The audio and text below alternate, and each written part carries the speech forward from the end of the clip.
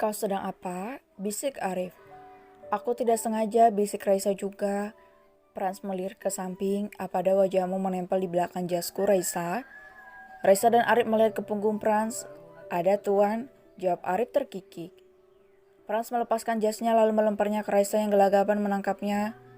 Bersihkan wajahmu di jasku, titah Frans. Baik tuan, jawab Raisa mengerucutkan bibirnya. Raisa kan tidak minta didandani hingga wajahnya bisa begitu penuh dengan bedak, tapi tidak berbeda jauh dengan tangannya, namun jika menabrak sesuatu dengan kuat, tentu saja menempel. Setibanya di kamar, Raisa langsung mencuci bersih jas Frans, lalu memberinya pewangi yang ia bawa dari rumah. Jemur di mana ya? Gumam Raisa mengedarkan pandangannya. Raisa melihat ada pintu lain, lalu meninggalkan jas Frans yang tergantung di dekat pintu kamar mandi. Raisa membuka pintu itu hingga ia memekik kedinginan. Wah, ini apa? Raisa berjalan ke arah balkon itu dan melihat pemandangan kota yang begitu indah. Itu Menara Eiffel. Pekik Raisa dengan heboh baru tahu kalau hotelnya dekat dengan menara khas negara Paris itu. Raisa tersadar lalu mengambil jas Frans dan menjemurnya di balkon. Ia kembali masuk dan menutup pintu ke balkon karena ia tidak tahan dengan cuacanya. Seharusnya aku bawa jaket, gerutu Raisa.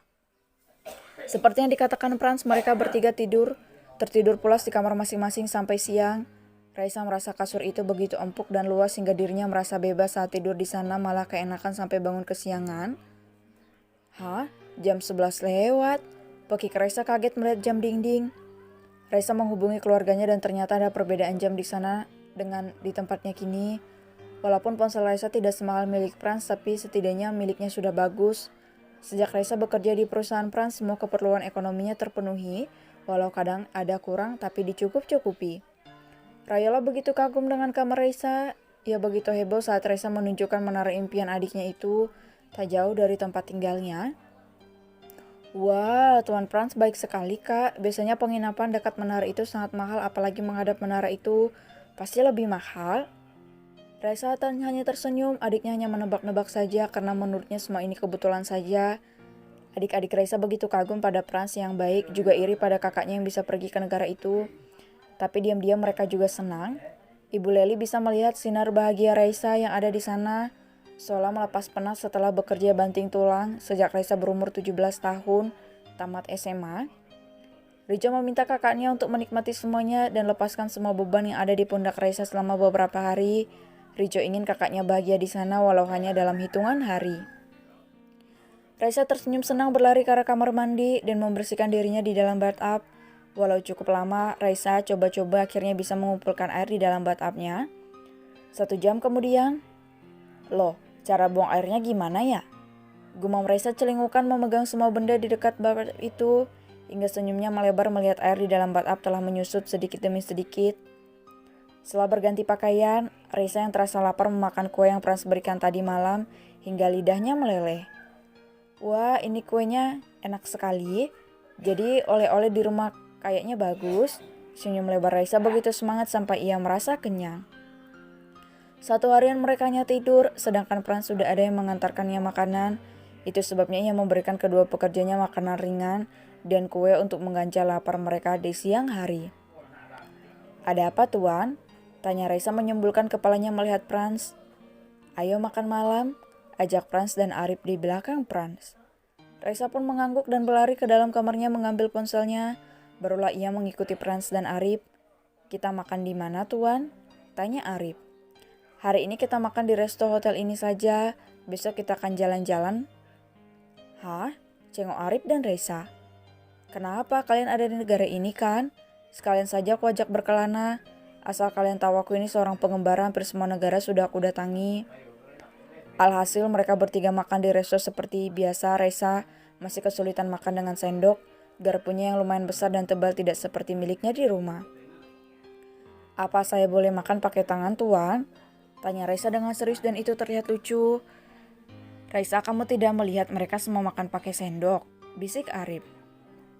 Baiklah, jawab Raisa lesu terpaksa makan dengan sendok.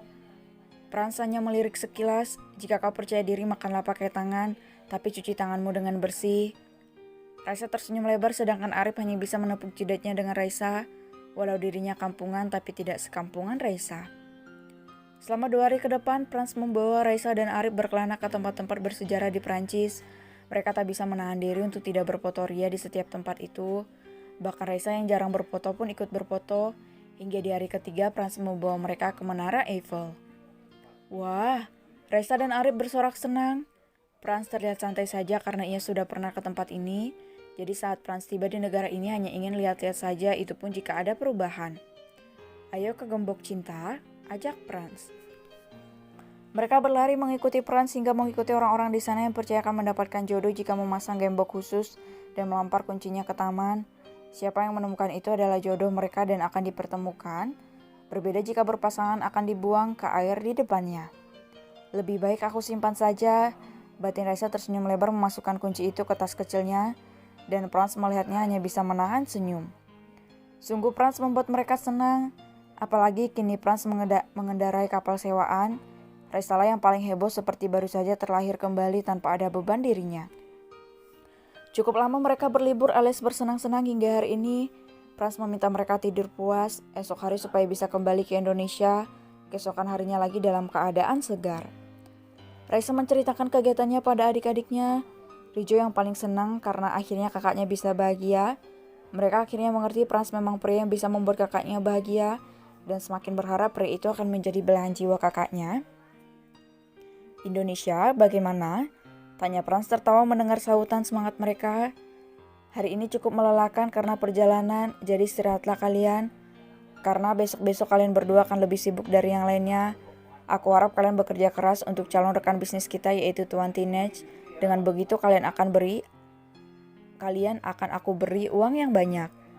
Baik bos, jawab mereka begitu semangat. Ya sudah, ayo naik ke mobilku, aku akan antar kalian pulang. Frans menyerahkan kopernya pada supir keluarganya. Mereka pun menurut. Di dalam mobil Raisa terus tersenyum melihat kunci yang ia bawa dari negara itu. Siapa tahu jodohku bukan dari sana. Bisa saja jodohku hanya orang biasa di kota Jakarta. Batin Raisa.